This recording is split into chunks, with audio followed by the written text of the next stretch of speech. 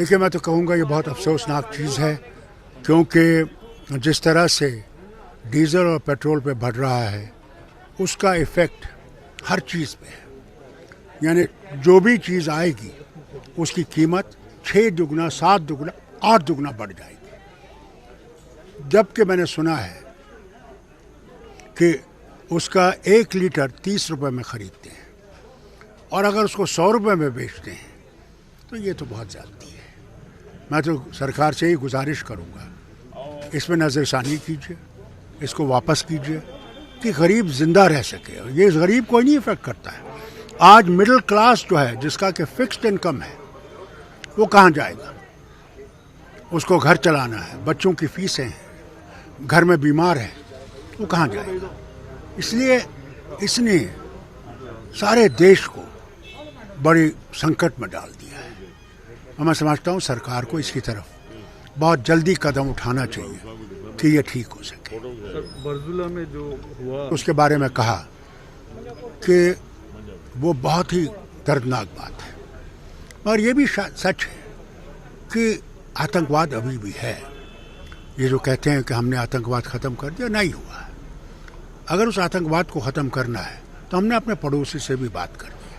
مجھے یاد آتا ہے واجپئی کا کہ دوست بدلائے جا سکتے ہیں، پڑوسی بدلایا نہیں جا سکتا. یا تو ہم دوستی میں رہیں گے اور ترقی کریں گے، یا دشمنی میں جائیں گے تو پھر ترقی نہیں ہوگی. وہی حال آج ہے. میں تو ان سے اپیل کروں گا، جیسے ان نے چین سے بات کی اور چین نے وڈرا کرنا شروع کر دیا ہے، اسی طرح سے یہاں بھی بات کرنی چاہیے.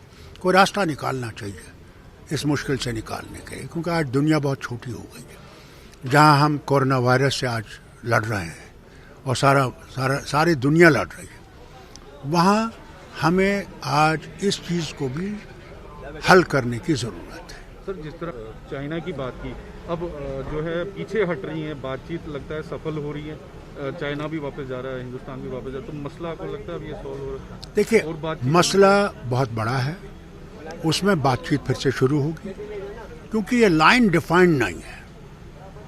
اور جب وہ لائن ڈیفائنڈ نہیں ہے اس لیے اس میں اختلافات ہیں. دونوں ملکوں کو بیٹھ کے اس لائن کو ڈیفائن کرنا شروع کرنا پڑے گا کہ ختم ہو جائے یہ مسئلہ.